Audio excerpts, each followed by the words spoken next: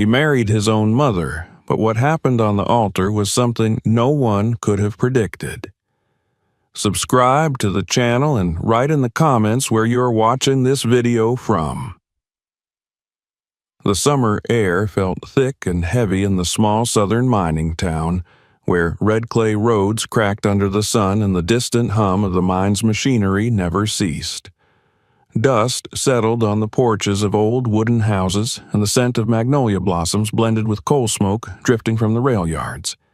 In this town, everyone knew everyone, and everyone knew their place, or so they believed.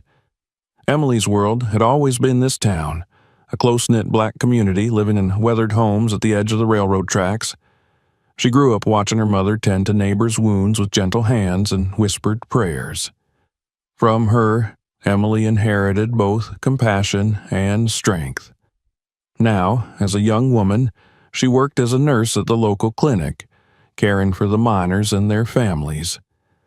Her warm smile and capable hands had earned her the community's love, but she knew the invisible lines that divided the town.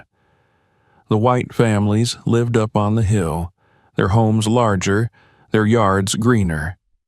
Black families, like hers, lived on the outskirts, closer to the mines, closer to the danger. Emily accepted this with quiet dignity. She didn't have time for bitterness. Her life was about helping others. She believed her path was clear and her future simple, until she met Thomas. The meeting wasn't the stuff of fairy tales. It happened on a sweltering afternoon at the town's summer festival. Children raced through the dusty field chasing hoops, while gospel music poured from the church choir's open windows. Emily had taken a rare break from the clinic to enjoy the fair, but her habit of caregiving never rested. She noticed an older woman struggling to breathe under the weight of the heat, her face flushed and her steps unsteady. Without hesitation, Emily rushed to her side. "Ma'am, you need to sit down," she urged, guiding her to the shade of an oak tree. A voice interrupted, calm and steady. "Is she all right? Should I fetch some water?" Emily turned and found herself looking into the face of a man she didn't recognize. His shirt was damp from the heat, and his hands, though rough from labor, held a kindness that matched his concerned eyes. "She's overheated," Emily replied briskly. "Water, yes, and quickly." The man dashed off and returned moments later, handing Emily a cool glass from a nearby vendor. Together, they helped the woman sip until her breathing slowed. Only then did Emily glance back at her impromptu assistant. "Thank you," she said, wiping her brow. He smiled, wiping his own. "You're the one who did the real work." He extended his hand. Thomas Reed." "Emily," she replied simply, her hand meeting his briefly before she turned back to her patient. It was an ordinary meeting, but something lingered between them. Thomas didn't press for conversation, but his eyes followed her as she comforted the woman. When the older woman recovered and thanked them both, Thomas stepped back, as though knowing his part was done. Yet, as Emily turned to leave, he spoke again. "You're good at what you do," he said softly. "You care. That's rare." Emily paused, caught off guard by his sincerity. "It's just what I know," she replied. "That's what makes it special." In another world, perhaps their paths would have ended there. But in a town this small, paths crossed and recrossed. Thomas worked at the mine as an engineer, his hands calloused from the same labor that had broken so many men's bodies. Yet he carried himself differently, with a kind of thoughtful quietness that contrasted the gruffness of many miners. He began to appear more often. At the clinic, under the pretense of delivering safety reports or checking on injured workers. Emily would catch his glance, feel the warmth in his half-smile. He was persistent, but not pushy, and slowly, like water smoothing stone, he wore down her guard. It wasn't easy. The town's eyes were on them. Emily felt the heat of stares when she walked down Main Street, the whispers from behind curtained windows. The disapproval wasn't always spoken aloud, but it was there, in the silence that greeted them at the diner, in the narrowing eyes of women from the church. Yet Thomas stood by her side, unshaken. "I don't care what they think," he told her one evening beneath the old oak tree where they'd first met. "You're the woman I choose." "But they'll never let us be," Emily replied, her voice heavy with the knowledge of how the world worked. Thomas took her hands, rough palms against her soft ones. "Then we'll show them, and we'll live our lives the way we want to." And so they did. Their wedding was small, held not in the grand church where Emily's family was unwelcome, but in the backyard of her childhood home, where the air was thick with the scent of jasmine and the sky wide with promise. Only family and a handful of friends came, but it was enough. On their wedding night, as they sat together on the porch, Thomas made her a promise. "This house is our start," he said, his arm around her shoulders. "But one day I'll build you a big house with a garden, I promise." Emily, leaning against him, smiled softly. "As long as you're there, that's all I need." Their life together was simple, but filled with love.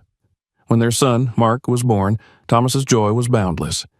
He lifted the newborn high in the air and declared, "This boy is going to grow strong. He'll have every chance we never did." Mark grew up in a household where love was abundant, but so was discipline. Emily taught him kindness and patience. Thomas taught him honesty and hard work. But as the boy grew, he also began to see the cracks in the world around him. He saw how some people looked at his parents, a black mother and a white father, with eyes that judged or questioned. Yet, within their home, there was peace. Emily taught Mark to take pride in his roots, both from her side and his father's. Thomas, in turn, taught him how to stand firm in the face of prejudice. As the years passed, Thomas continued working at the mine, but his dreams stretched further. He wanted more than survival for his family. He wanted security, a legacy. He saved every extra dollar, planning to one day buy land and give Emily the home he had promised. But promises, like seeds, take time to bloom. And sometimes storms arrive before the harvest. The winds of fate were already stirring, and though none of them could yet see the shadows on the horizon, their roots, planted deep in love, were about to be tested. The air tasted of earth and metal when Thomas wiped the sweat from his brow, his shirt clinging to his back from the heat. The sun beat down relentlessly, casting golden rays across the rugged patch of land he had purchased just beyond the old rail tracks. The soil here was rich, but the earth beneath it was stubborn, hard-packed clay and scattered stones. Still, Thomas worked with the same determination that had guided him through every challenge life had thrown his way. The land wasn't much to look at, an acre of dry, uneven ground with a few scraggly pines clinging to the edges. But Thomas saw more than barren earth. He saw promise. It was here, he told Emily, that they would plant their future. Orchards, maybe, or a small vineyard, something that belonged to them and no one else. Emily had smiled at his vision but reminded him, "We already have everything we need. This is just the icing on the cake." But Thomas felt the weight of a man's responsibility. Love filled the heart, but security filled the belly. The mine paid their bills, but he knew how quickly a mine could take more than it gave. He had seen it happen too many times. Broken bodies, shattered lungs, lives cut short under the earth. He didn't want the mine to be their only thread of survival. This land would be their safety net. Then fate, with its strange hand, showed him something else entirely. It happened on a cloudless afternoon. The rhythmic chug of his shovel cutting into the earth was the only sound. He had been working the land for days, clearing rocks and roots. He struck something solid, too hard for clay. He bent down, brushing the soil away, expecting a buried rock. But the stone that emerged wasn't ordinary. It glinted in the sunlight with a muted, warm sheen. Too bright, too yellow. His heart quickened. Could it be? Scooping up the stone, he turned it over in his hand, feeling its rough, unpolished texture. It was small, but unmistakable. Gold. Thomas's breath caught. He knelt, fingers trembling, and dug deeper into the soil. More small nuggets appeared, like the earth was offering him a secret it had kept hidden for centuries. He sat back on his heels, his chest heaving, his mind racing. Gold. Real gold. But as quickly as excitement surged through him, so did caution. He had worked in mines long enough to know what gold could do to people. Gold sparked greed. Gold brought trouble. Gold had toppled towns like this one into chaos. That night, he showed the nugget to Emily. Her eyes widened as she turned the stone in her hand, the lamplight making it shimmer. "Is it?" He nodded. "It's gold on our land." Emily's face, at first filled with wonder, quickly shifted to something more serious. "What does this mean, Thomas?" "It means we have a choice," he said, his voice steady but heavy with thought. "This could change everything, but it could also change us." Emily placed the nugget down on the kitchen table and covered his hand with hers. "What do you want to do?" He thought for a long moment before answering. "I want us to keep it quiet. If people find out, they'll come for it. I've seen what gold rushes do. Greed eats folks alive. This land could be our future, but only if we're smart. I say, we hold this close. We tell no one, not even Mark, not yet." Emily's fingers curled around his. "Then we bury it in our hearts, and we decide its purpose together. But promise me, Thomas, promise me the gold will never come before our family." His eyes met hers, and he squeezed her hand. "I swear, it never will." So the secret was sealed. They agreed the gold would be their insurance, nothing more. When the time was right, they would use it for their son's future, but until then, they would live their lives as though it didn't exist. The nugget was hidden away, and Thomas continued working the land as if nothing had changed. But it had. They both felt it. A golden thread now wove through their days, invisible but taut. Mark grew under their love, unaware of the secret his parents kept. His father taught him to split wood, mend fences, and treat every man, regardless of his color or coin, with the same respect. His mother taught him the power of kindness, the strength of patience, and the value of integrity. Yet, Mark was observant, and he wasn't blind to the hushed moments or the quick glances exchanged between his parents when they thought he wasn't looking. He overheard fragments of conversation, whispers about something hidden, something valuable. One summer evening, as the sky burned orange with the setting sun, Mark heard his father say something that would root itself deep in his young mind. "It's our family's safety, Em, our future, but not yet, not until the time is right." The word future wrapped itself around Mark's curiosity like a vine. He didn't know what it meant, but he felt it was something important, something his parents didn't want him to know. Years passed, and Thomas's land remained untouched by the gold beneath it. He kept his promise to Emily. Family first, always. They lived simply, comfortably, but without indulgence. But the mine, as Thomas had feared, proved merciless. Accidents became more frequent, the air underground thick with dust that gnawed at his lungs. He grew quieter, his coughs more frequent, his body slower. But he pressed on, because men like him always did. Mark was in his late teens when the first crack between him and his father appeared. "You're killing yourself in that mine," Mark said one evening, watching his father rub his aching back by the fire. "You don't have to. I know you and Ma. You're hiding something. We could be living better. Why are you still breaking your back when we don't need to?"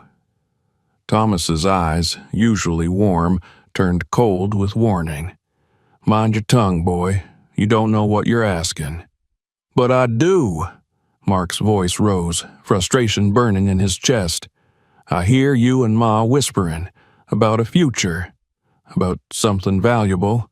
Why keep it from me?" Thomas stood, towering, his voice low but firm. "Because some things are more important than money. Because you're not ready to understand." Mark's hands clenched into fists.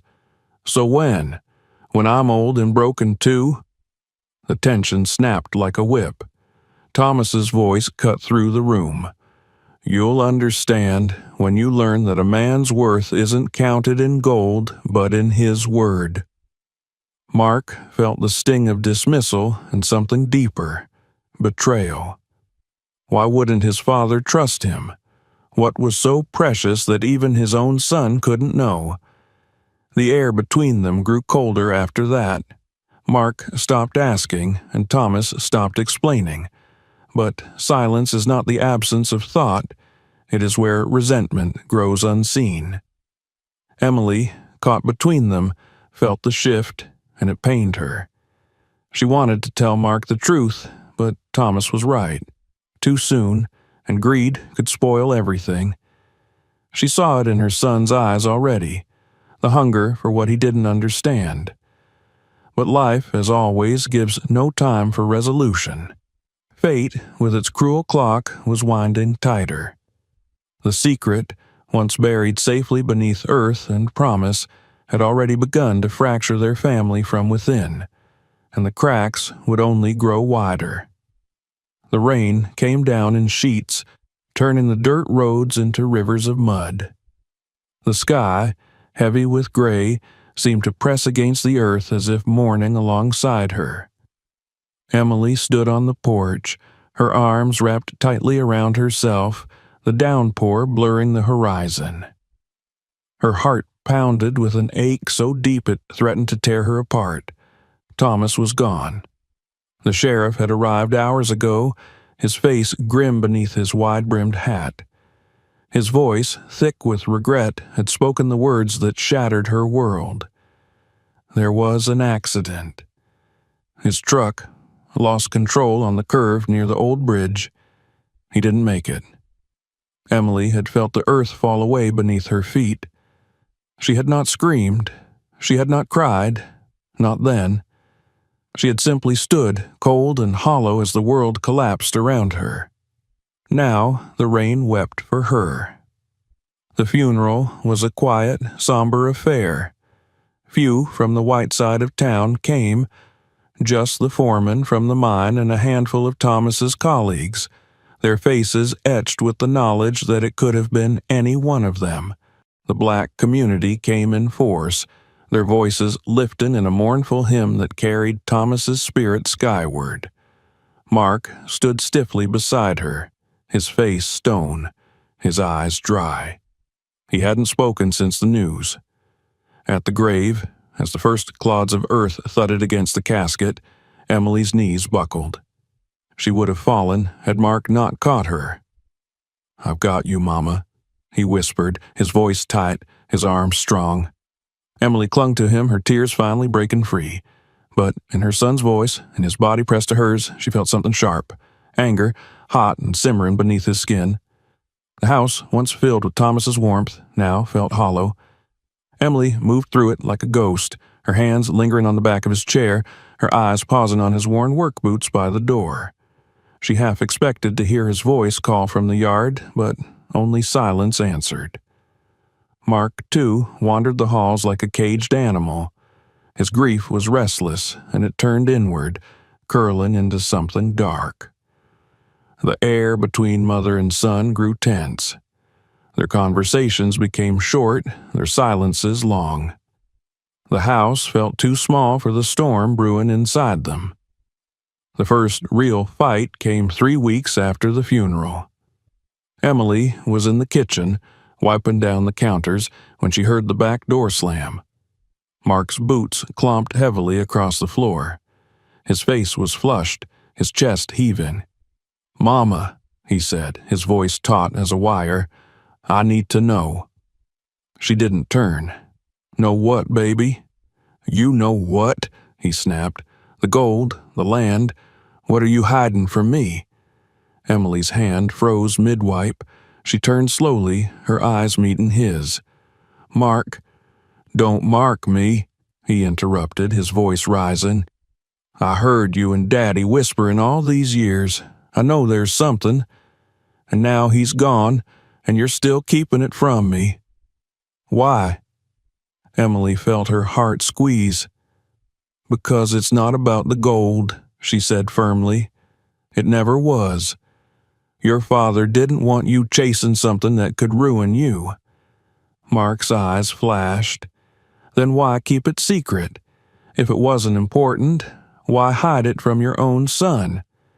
She stepped forward, her voice soft but steel-edged.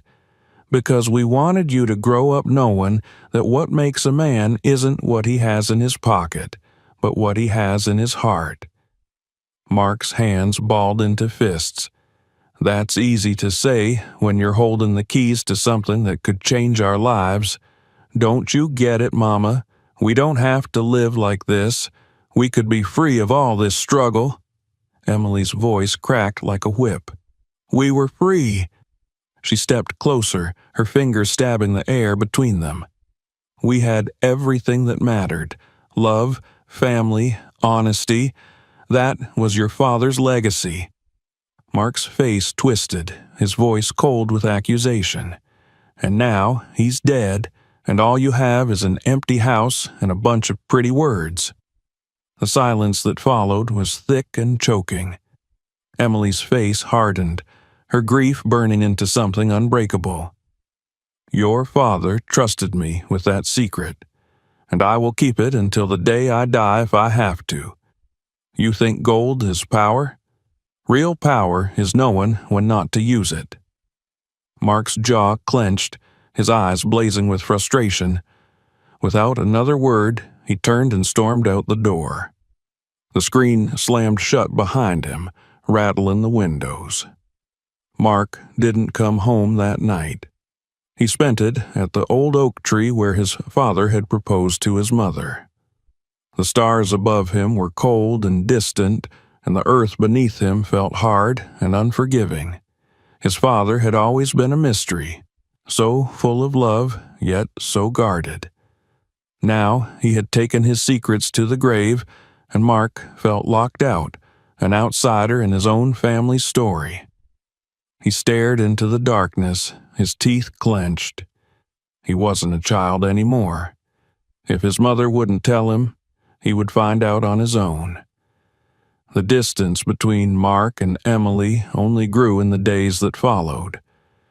She felt his absence even when he was in the house, the way he avoided her eyes, the way his answers came short and cold. And though it broke her heart, she held firm. But grief is a cruel companion, and it burrows deep. Emily's nights became sleepless. She'd wake to the ghost of Thomas's voice, or worse, the crushing silence where he should have been. She began to lose her appetite, her frame growing thinner. The dreams came next. Thomas standing on their land, his face half in shadow. "Watch over him," he would say, his voice distant and strange. "He's on the wrong path." She would wake, drenched in sweat, the weight of his warning pressing down on her chest. Mark, meanwhile, began searching. Quietly at first, poking around the edges of the land, turning over stones, probing the earth with a shovel. He knew his father had bought the land for a reason, and he was certain the gold was there. When he wasn't digging, he was reading. Books about prospecting, maps of the area, anything that might give him a clue. His hands grew blistered from the work, his nails cracked with dirt, but he found nothing. The land seemed determined to keep its secret. The tension finally snapped one stormy night. Emily, hearing the crash of thunder, rose from bed and saw a flicker through the window, light on the edge of the property. Grabbing a coat, she stepped into the night, the rain immediately soaking her through. In the field, she found Mark, his clothes drenched, his face streaked with mud, digging furiously by lantern light. The earth around him was a mess of trenches and broken roots. "Mark!" she shouted over the wind. "What are you doing?" He didn't stop. His shovel bit into the earth again and again. "I know it's here," he yelled, his voice raw. "I know you're hiding it from me." Emily, her face pale with shock and fury, stepped into the pit. Rain ran down her face, but her eyes burned. "Stop this!" she screamed, her voice cracking with something deeper than anger. Heartbreak. Mark spun to face her, his chest heaving, his face twisted in desperation. "Why won't you just tell me?" Her voice came low, trembling with grief and steel. "Because your father wanted better for you than this." She gestured to the mud, the ruin, the madness in his eyes. "He wanted you to be more than a man chasing gold." The shovel slipped from his hands, clattering against the stones. His knees hit the mud, and the fight drained out of him all at once. His voice broke into a whisper. "He's gone, Mama, and I don't know how to fix the hole he left." Emily's anger melted into sorrow. She sank to her knees beside him, her hands cupping his face. "Baby," she whispered, "you're not supposed to feel it. You're supposed to carry it. It's the weight of love." Mark's shoulders shook, and at last he let the tears come. But even as they knelt together in the storm, something unseen passed between them. A fracture, thin as a hairline crack but deep as a fault line. Because though Mark wept in his mother's arms, his heart still burned with questions. And though Emily held her son close, her heart clenched with fear. The secret, buried not in the earth but in their hearts, was no longer safe. The cracks had formed, and cracks, given time, only widen. The air in the house grew still and cold, as if grief itself had taken up permanent residence. The warmth that Thomas had carried, the anchor that kept them steady, was gone. In its place was silence, thick, heavy, and full of unspoken things. Time didn't heal. It only settled, like dust over a forgotten room. Emily felt the weight of it in her bones. She moved through her days with a weariness that no amount of sleep could cure. Her hands, once so sure and steady, trembled when she tried to thread a needle or pour tea. She would stand in a room and forget why she had entered it. The first time it happened, she laughed it off. "Must be my age," she joked to herself. But the moments of confusion became more frequent. She would misplace things, her glasses, her keys, the letters from the bank, and spend hours searching, only to find them somewhere strange, like the pantry or the linen drawer. She told herself it was the stress. She was mourning her husband. Of course, her mind felt foggy. That was normal, but the dreams worried her. They came often now, vivid, like memories she hadn't lived. She would see Thomas standing on their land, his back turned to her, his voice distant and soft. "Watch him," he would say. "Our boy's walking a path too dark for him." She would reach out to touch his shoulder, but he would vanish, and she would wake, her chest tight and her pillow damp with tears. And then there were the days days that slipped through her fingers entirely. She would blink, and the sun would be setting, and she would have no memory of the hours between. Mark noticed. At first, it was little things, his mother calling him Thomas by mistake, repeating a question she had asked minutes earlier. He brushed it off. She was grieving. That's all it was. But then, he found her one morning standing barefoot in the front yard, still in her nightgown, her eyes blank and far away. She didn't know how she had gotten there. "Mama," he said softly, wrapping his coat around her shoulders, "you're scaring me." She blinked up at him, and for a flicker of a second, he saw fear in her eyes. I don't know what's happening to me, baby," she whispered. Mark felt his stomach twist. "We'll figure it out," he promised. "I'll take care of you." But deep inside him, a darker thought stirred. If she forgets everything, will she forget about the gold? The distance between them, the tension that had defined the months after Thomas's death, softened under the weight of her illness. Mark became her caretaker, driving her to appointments, helping her with bills, ensuring she ate when her appetite faded. In the evenings, they would sit together in the living room, Emily knitting with slow, careful fingers, Mark pretending to read but watching her more than the page. But the questions gnawed at him, and the dreams, his dreams, began to mirror hers. He would see the land, but it was scorched and broken, pockmarked with craters and lined with jagged trenches where his own hands had dug. His father would be there, standing in the ruins, his voice cold with disappointment. "This isn't what I wanted, son." Mark would wake, his chest heaving, his fists clenched around nothing but air. One evening, as they sat together, Emily's voice, soft and wandering, broke the silence. "You know, he promised me a wedding." Mark glanced at her, puzzled. "Mama, you and Daddy were married." She smiled, but her eyes were somewhere else. "I know that, silly boy. But he said when we got old, we'd do it again, with flowers and music. He wanted to see me in white, said I'd be the most beautiful bride all over again." Her fingers paused on her knitting. "He said he'd show me something special that day, something just for me." Mark's body went still. His heart began to pound. What was it, Mama?" he asked, his voice careful, light. Emily's smile softened into something sad. "I don't know. He never told me. Just said it was something precious, and I'd see it when we stood together at the altar." Mark's hands tightened on his knees. He felt the familiar coil of frustration, of hunger for the truth that had been dangled in front of him for so long. But his mother's face, serene in her haze of memory, gave him pause. He swallowed the questions clawing at his throat. But restraint is a fleeting thing when desire is starved for too long. The dreams continued, and the hints, so close, always out of reach, drove him restless. His mother's mind was unraveling, and with it the last threads of the secret.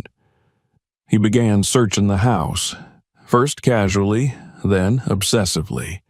Drawers, closets, the attic, anywhere his father could have left a clue. In the old trunk by the bed, he found his father's journal. He flipped through its pages, his breath quick and shallow. But it held only notes about the mine, sketches of the land, calculations, nothing about the gold. His patience thinned to nothing. And then, one night, he overheard her speaking. From the hallway, he saw the glow of her bedside lamp and heard her soft, distant voice. "You're so handsome, Tommy," she said to the empty air. "I can't wait to see the dress you picked. I know, you said you'd show me the secret when we're together at the altar." Mark's heart stopped. The altar. It wasn't a metaphor. It wasn't some poetic promise. His father meant it. The secret was tied to the wedding his mother believed was still ahead of her. The realization struck him hard and fast. She would never remember it now. Her mind was drifting further from the shore with every passing day. But what if he could bring her to that moment? What if he could make her believe it was real?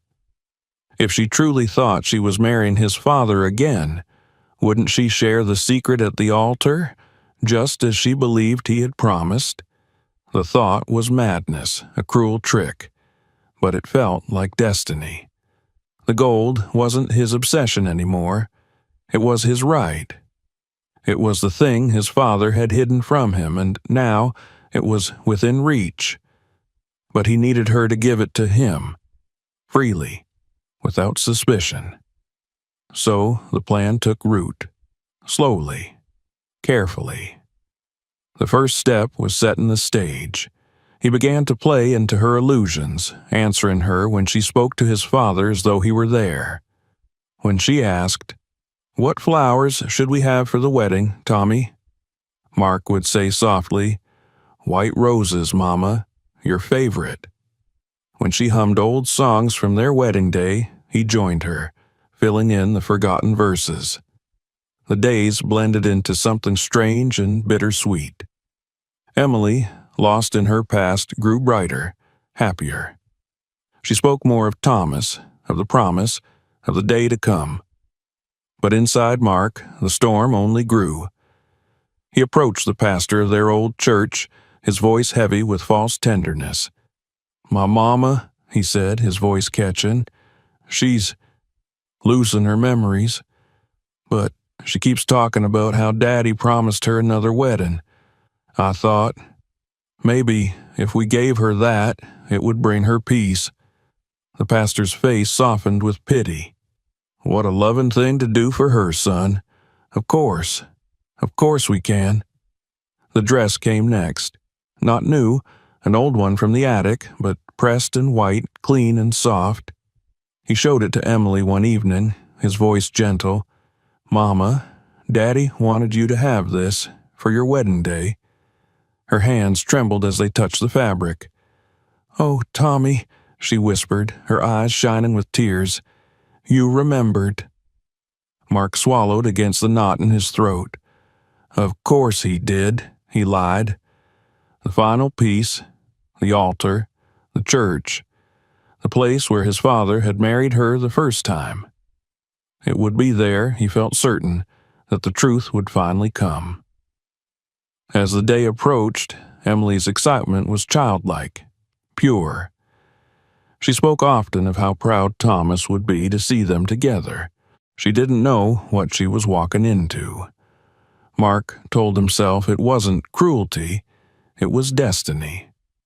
The night before, he sat alone in his room, the weight of his deception pressing against his chest.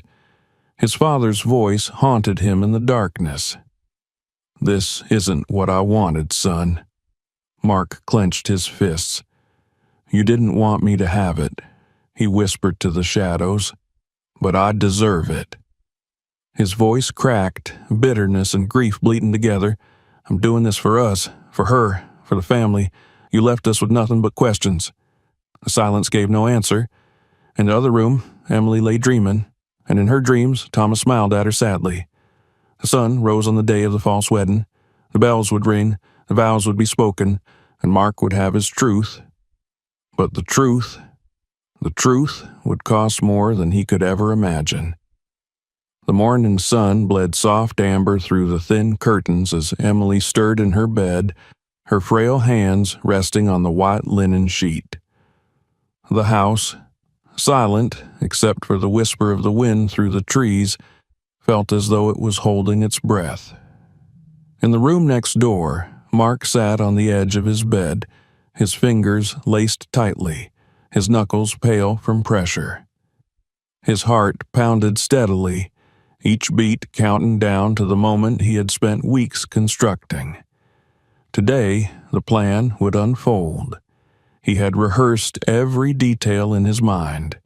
The church, the dress, the vows, everything crafted to bring his mother into the fragile illusion she had built within her mind. She lived more in her memories now than in the present, and he would use those memories to guide her where he needed her most. The altar. That was where his father had promised to reveal the secret. And now she would deliver it instead. The lie sat cold and heavy inside him, but he justified it with a whisper that had grown familiar. This was not cruelty. It was closure. She longed for one last moment with his father. He longed for the truth. This was the only way. A soft knock on her door, and his voice, steady, warm, a mask for the cracks within. "Mama, you awake?" Her voice came small but bright. "Come in, sweetheart." When he entered, he found her sitting up, her hair brushed, her eyes soft with a dreamer's glow. "Did you sleep well?" he asked, his voice gentle. She smiled, a distant, secret smile. "I dreamed of him. He was waiting for me under the oak tree. He said today was the day." Her voice held a fragile certainty. "Is it, baby? Is it today?" Mark's throat tightened. He knelt by her side and took her hand, pressing it between his own. "Yes, Mama. Today's the day." Her eyes, clouded by time, shimmered with sudden tears. "I knew he wouldn't forget. I knew." Mark felt his heart splinter, but he did not let it show. He helped her from the bed, guiding her toward the small dressing table where the white gown lay folded, clean and pressed. She gasped softly at the sight of it. "Oh, it's beautiful." Her fingers, trembling, touched the fabric with reverence. Did he choose this for me?" Mark's voice barely held. "Yes, Mama, he did.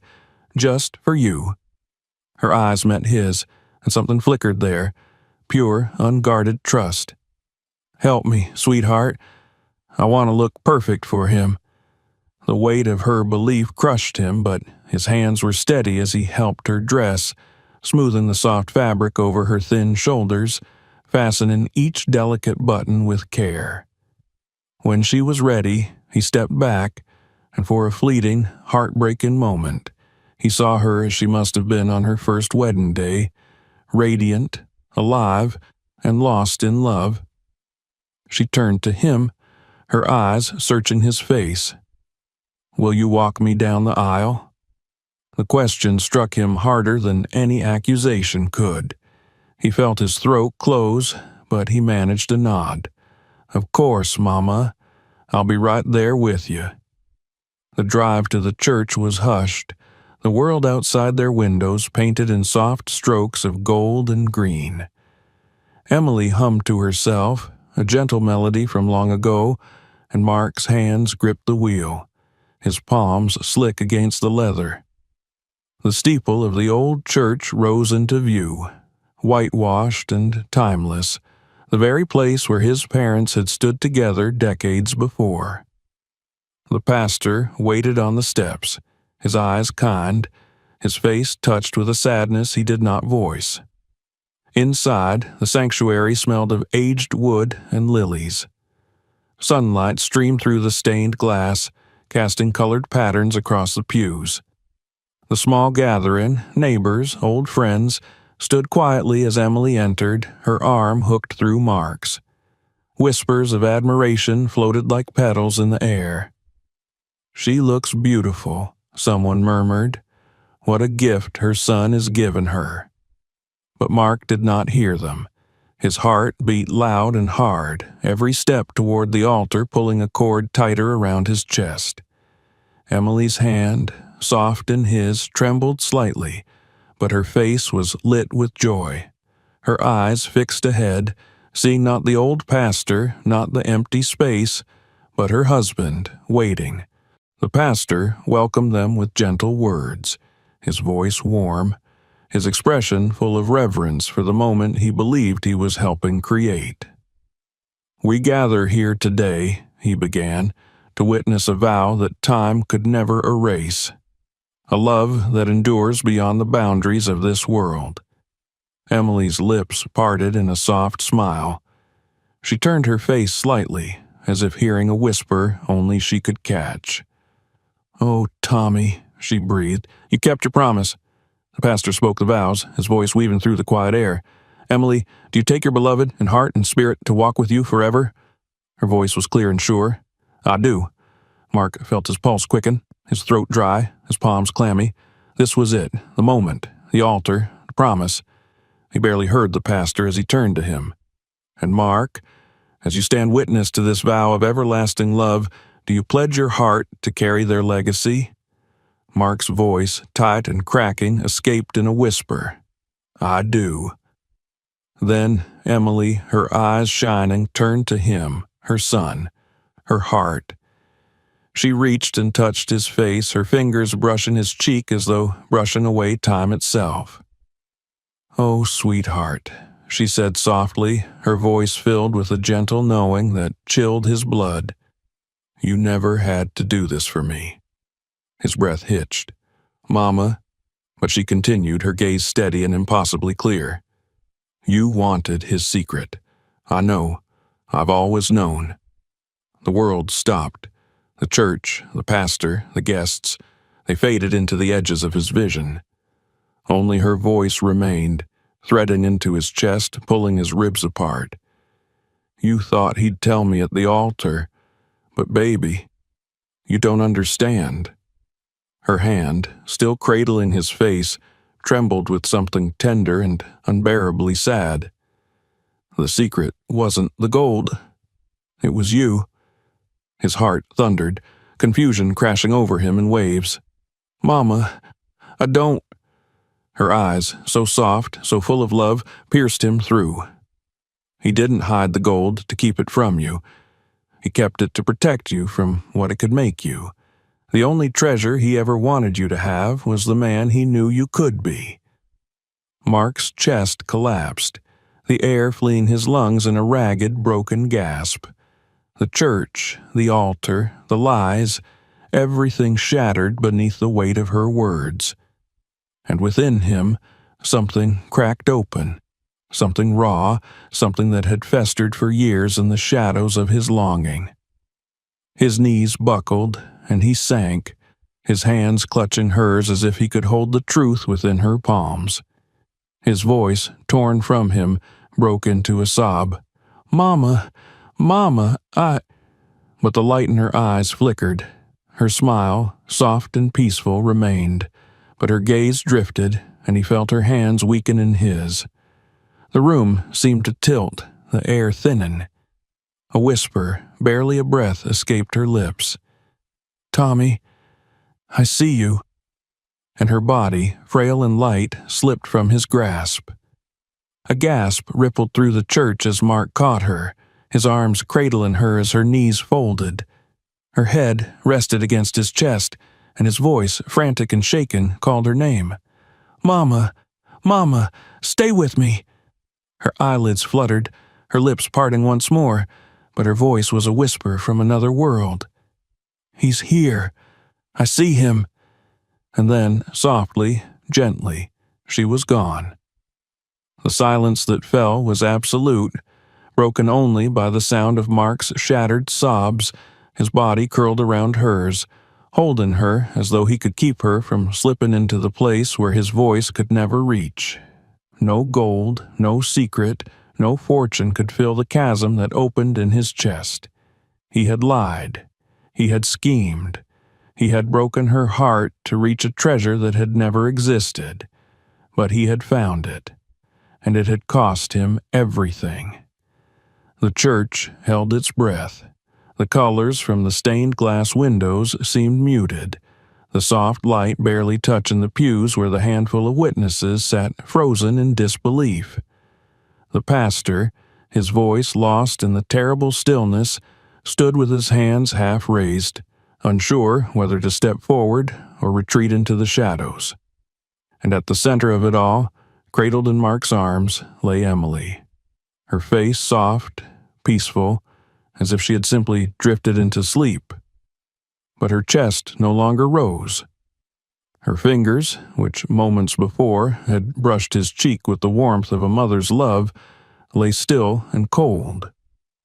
The sound that broke the silence was not the pastor's prayer or the shuffle of guests, but Mark's voice, raw and cracked beyond recognition. It escaped him, not as a word, but as something primal and wounded, a sound born from the deepest hollow of his chest. Mama. His head bowed low, forehead pressed against her cooling brow, and in that moment the weight of his deception crashed over him with a force that buckled his body. She was gone, and she had taken with her every answer he had clawed through his soul to reach. Someone touched his shoulder, a hesitant, gentle pressure, but he recoiled from it as if burned. His voice, hoarse and trembling, barely carried beyond his lips. "No, not now. Please." His arms pulled her closer, rocking her lifeless form as though the motion could summon her spirit back, as though he could press life into her with the force of his agony. The pastor, with a face folded in grief and pity, at last found his voice. "Son, she's with the Lord now. Let us—" Mark's head snapped up, his eyes wild, glassy, and furious. "No!" The word cracked through the air, sharp and jagged, silence in the room once more. His chest heaved, his throat raw from the scream that barely contained the storm within. "You don't understand. His voice faltered and he broke, his words spilling, fragmented and broken from his lips. "I did this. This wasn't a wedding. It was a lie.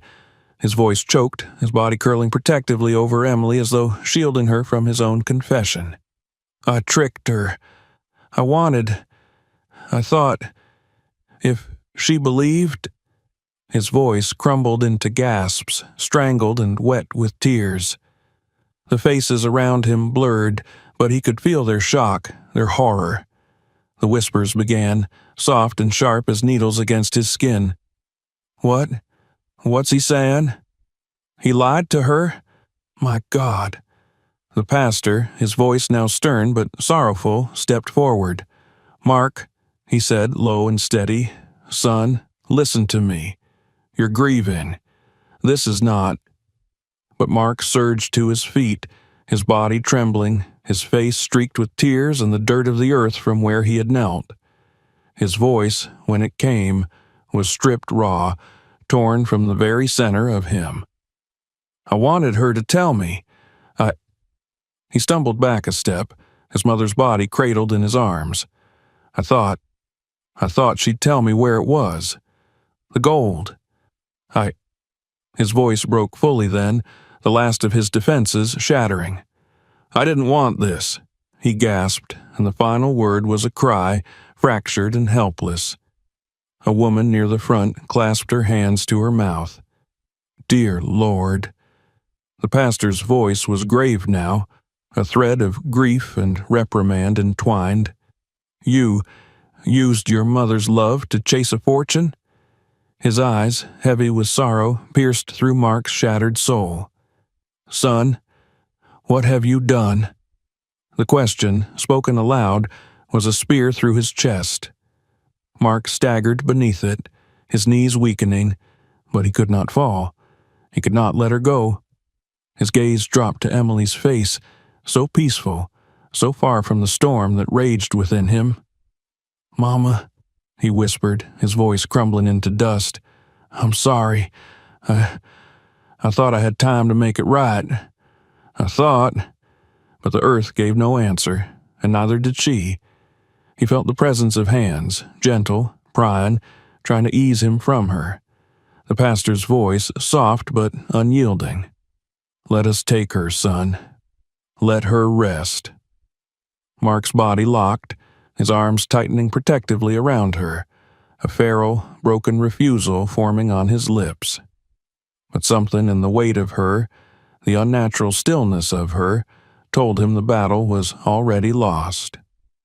Slowly, as though the air had turned to glass around him, he loosened his grip, his hands trailing from her as if afraid to lose the last warmth of her touch. And then she was gone from him, lifted, borne away down the aisle where once he had walked her, and the air collapsed into a silence so sharp it felt like the absence of life itself. His knees met the wooden floor, and there, before the altar he had defiled with his lies, he broke. The sound that left him was not human, but something stripped of language, a sound from the marrow of grief. His fist struck the ground, once, twice, until his knuckles split, until the wood beneath him was smeared with his blood, until he could no longer feel anything but the cavernous, hollow ache that devoured him from within.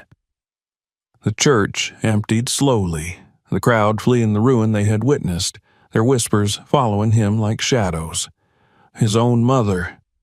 For gold. The poor woman. But Mark heard none of it.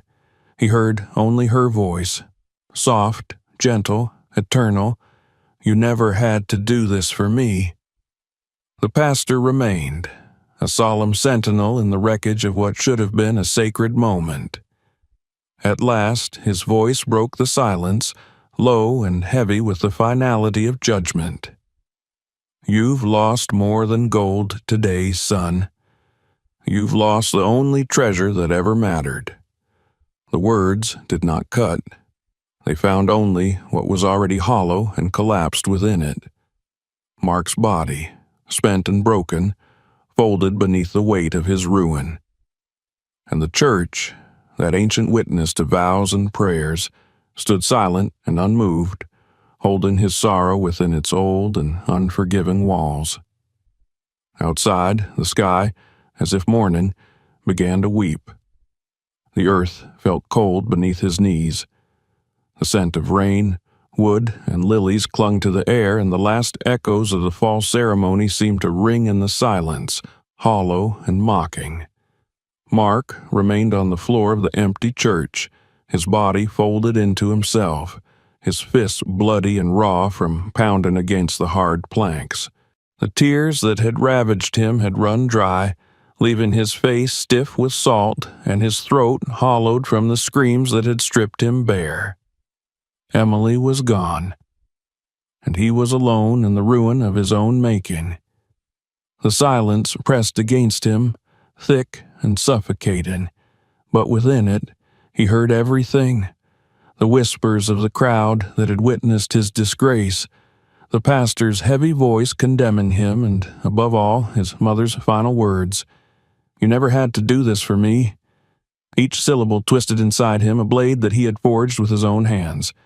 He had thought he was chasing gold. Instead, he had torn his family's heart from its chest and stood alone with the ashes.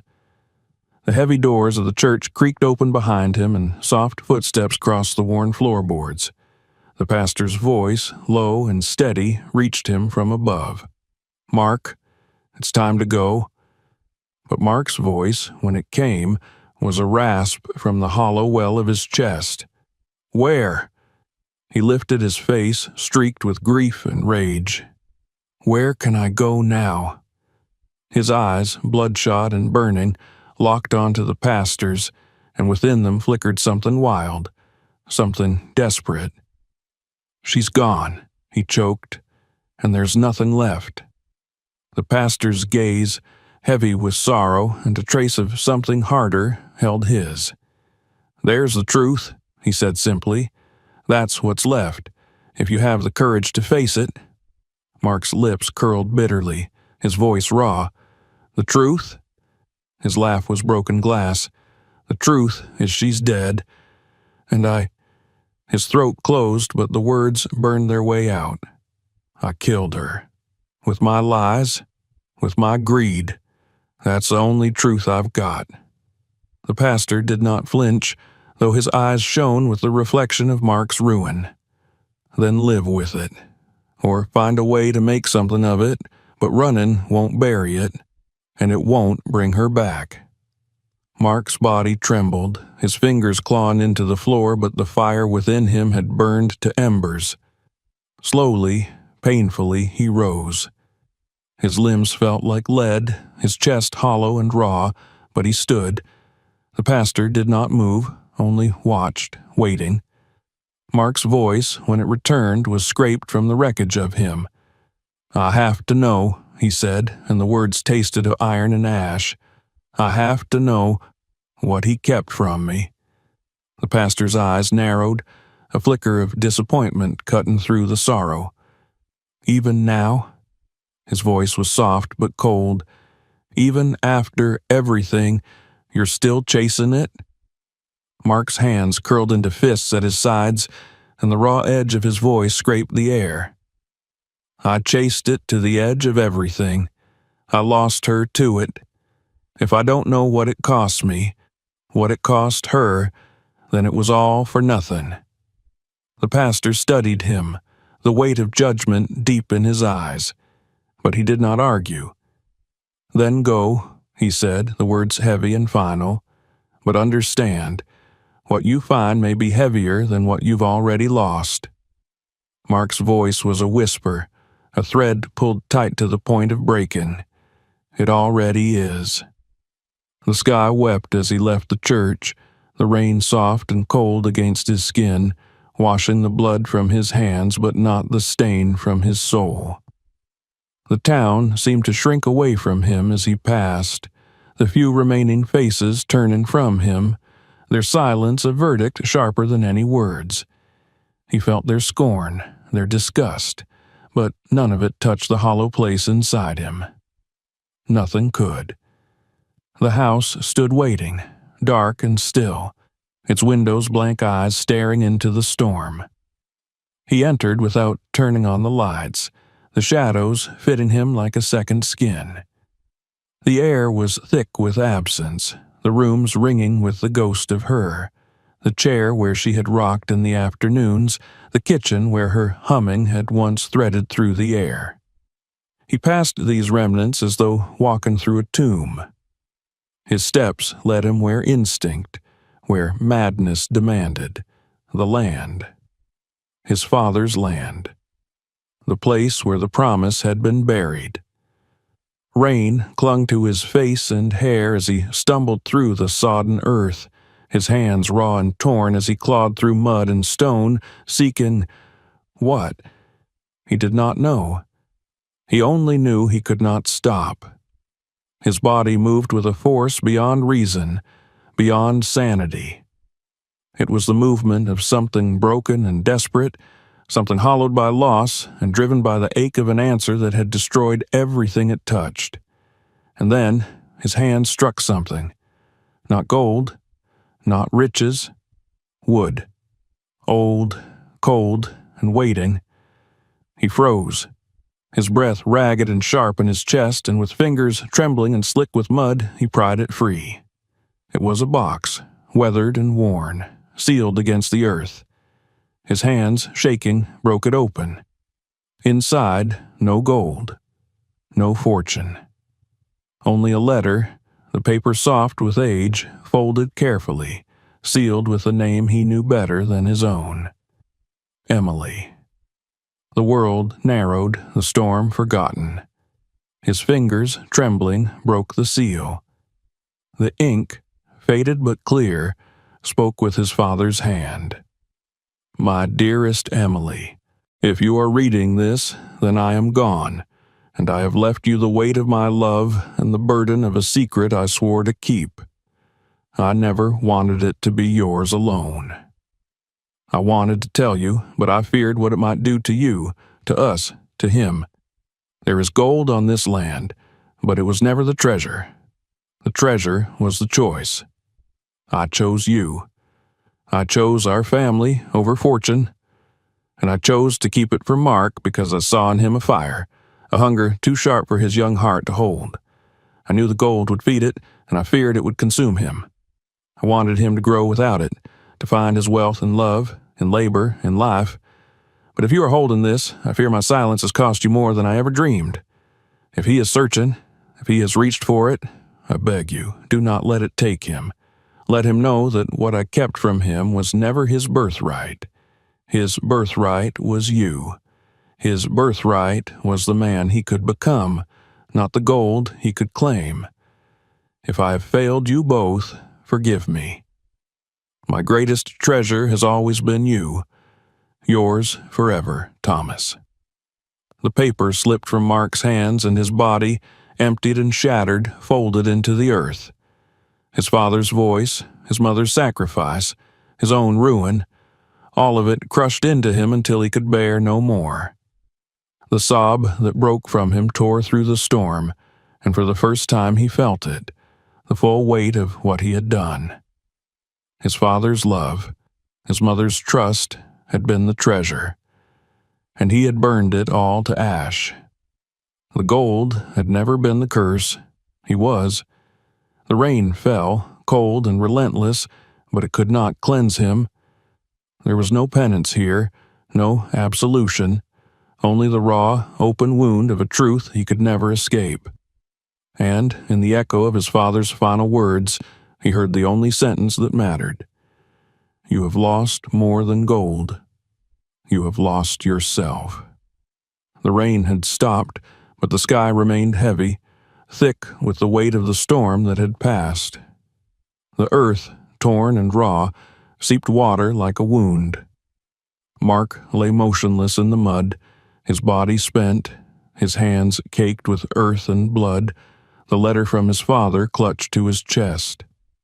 The silence around him was vast, broken only by his own ragged breathing.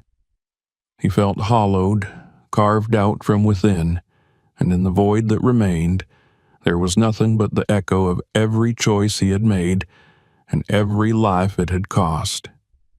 His father's words still burned in his chest, each line a blade that cut deeper than the last. The gold had never been his birthright. His mother had been. The family they had built, the love they had tried to pass to him, that had been the treasure. And he had destroyed it all, chasing shadows in the dirt. He had buried his mother not in a grave, but beneath the weight of his greed, and he had raised the only thing that had ever truly belonged to him, her trust. The sky began to pale with the first hint of dawn, a cold and fragile light seeping over the ruin of his world. He did not move for a long time. When he finally rose, it was not with any sense of purpose, only the instinctive broken motion of something that still lived because it had not yet died. His knees wobbled, his body screamed with the ache of exhaustion, but he moved. His steps, slow and uncertain, carried him back toward the house. The old wooden steps creaked beneath his weight as he crossed the threshold, the door swinging open with a soft groan. Inside, the house was silent, stripped of its soul. The scent of his mother's cooking no longer lingered in the air, and the rooms that had once been filled with her warmth now felt like the hollowed-out shell of a life he had burned to the ground.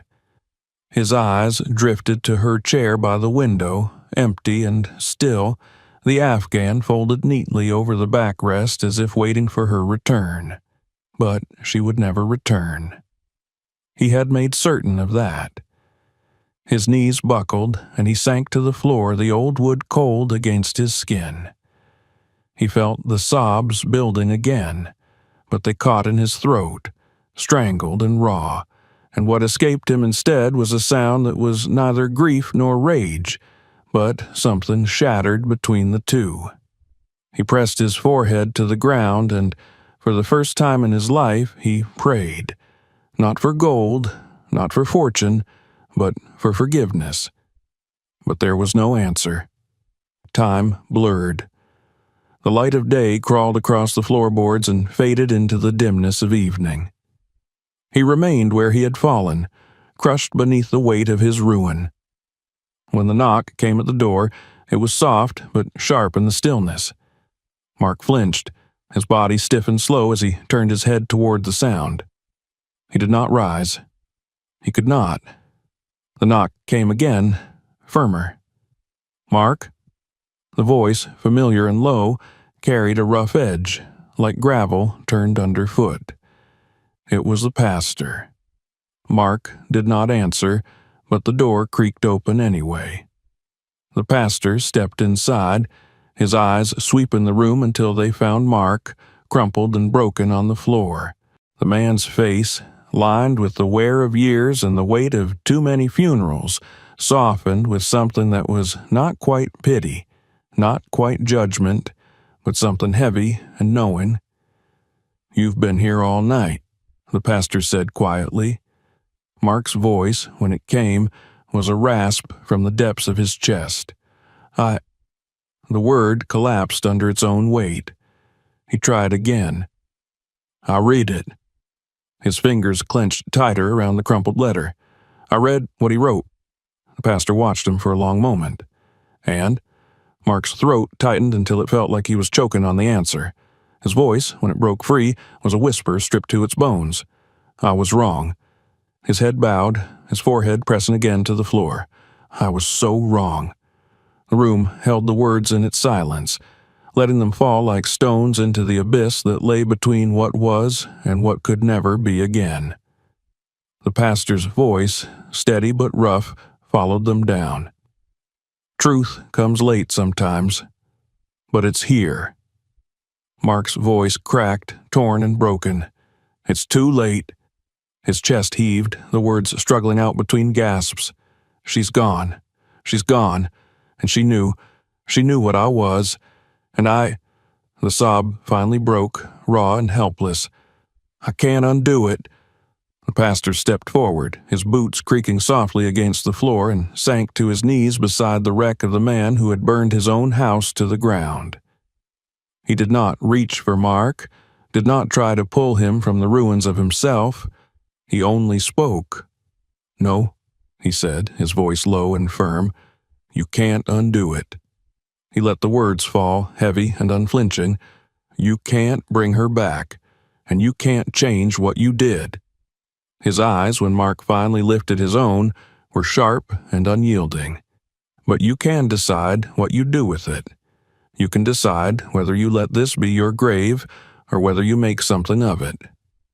Mark's body trembled, his eyes wide and hollowed with grief. "How?" he whispered, the question barely more than a breath. "How do I make anything from this?" The pastor's voice was steady, weighted with the kind of truth that comes only from loss. "By carrying it, by letting it break you, because it should break you, but not so you stay broken, so you know what it cost, so you never forget." Mark's chest heaved, and his voice, stripped and raw, barely held. "And if I can't?" The pastor's gaze did not waver. Then it was all for nothing. The silence that followed was not empty, but full of the choice that lay before him, sharp and cold. At last, with hands that shook and a heart that could barely beat beneath the weight it bore, Mark moved. He pressed the letter, creased and dirtied but sacred, against his chest, and his voice, barely more than a whisper, broke into the stillness.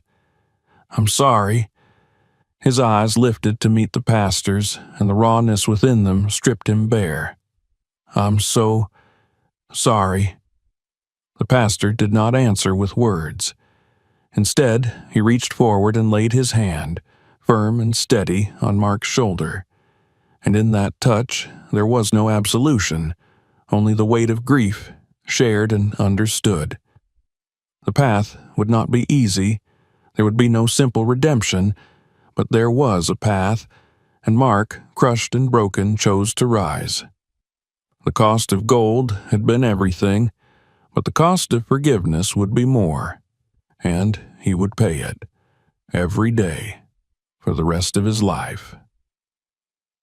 If you enjoyed this story, don't forget to subscribe for more powerful and thought-provoking tales. Share this video with your friends to keep the conversation going. And if you're curious for more, check out our other videos. You might find your next favorite story waiting for you.